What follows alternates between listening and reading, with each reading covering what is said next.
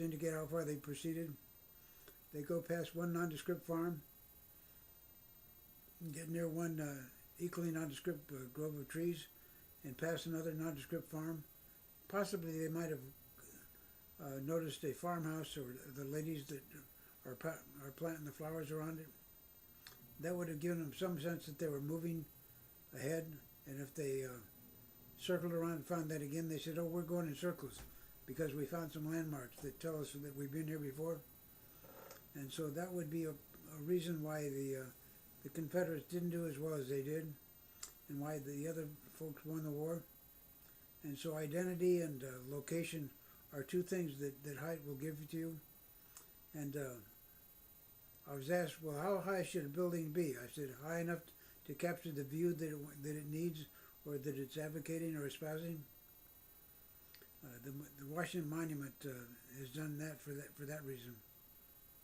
But also on the top floor of a hotel, a room with a view, that room with a view gets a premium. If it doesn't have a view, then the premium gets knocked. Also, more importantly, how far away do you want people to know where you are? And what kind of a skyline do you want to present?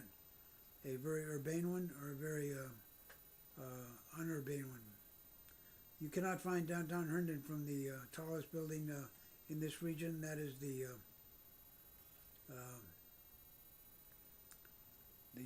upside down pyramid, which is the CIT. On the top floor of that, you could not see where downtown Herndon was, which would be a place to go to lunch if you were working there. And the people said, how do you get there? I said, on your car. And they said, what road? I said, over there, over there, over there, over there. And they said, well, we don't see it. I said, I know, because it's down it's down the holler there. And so they got a water tower that they could use. However, the most significant visual impact that we have in this area right now are those power towers. The overhead high tension wires, which if you think of what they did in Los Angeles, in Long Beach, they decorated the oil drilling towers to look like islands. Maybe we could use these as a place for graphic art. And even more importantly, we could put an H on them and an arrow that would point to the hospital, or an M and point to the metro stop, or a playground, and that would tell you that that's the park that you're headed towards for the soccer tournament. So from a distance, locators are a very valuable thing to have. And I would put those into the Tysons Corner idea. Just go high enough that you can see it from a distance, which of course the people in McLean don't want to see it. But it's almost like a pyramid, because the trees in McLean are such that from a radius of quite a ways around the center of Tysons, which I consider is 123 and 7, you cannot see much of what goes on in Tysons, because the trees that block most of your view, or the buildings next door to you, and so it takes a real tall building to emerge as an element of identity and location. So identity and location are two reasons why you should deal with height. And of course, in an air traffic zone, you don't want to go that high. But that's why the USA Today has left Arlington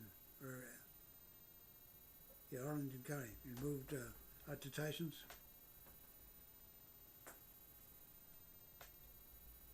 Other thoughts on the issues that were raised for the future of Tysons is that we leave the FAR, and FAR, floor area ratio, really is only a factor of what's in that FAR. What are the types of uses, and the market generally will control some of that.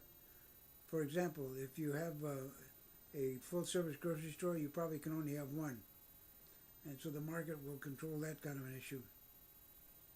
And the other thing will be, how can you get cars to there? The plan done for Tysons Corner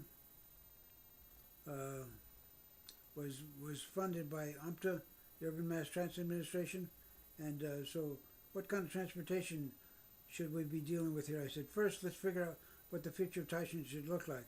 And so we did a plan, the future of Tysons, and the UMTA people assigned me, or suggested I use someone that used to be with Westinghouse as the salesman for the horizontal elevator, and he was the one who convinced Disney not to or convince Disney that if you wanted to capture the tourist, he said put the metro or put the monorail inside the terminal, inside the lobby, so that when you got out of the lobby door, you're there to spend your money.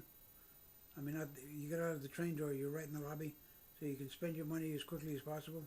And Disney seemed to make that work for him pretty well.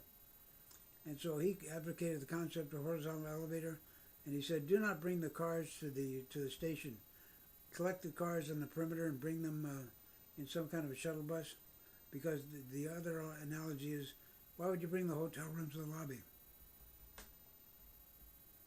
Separate them and locate them around the perimeter, and that would certainly have a reduction in, result in a reduction in the traffic surrounding the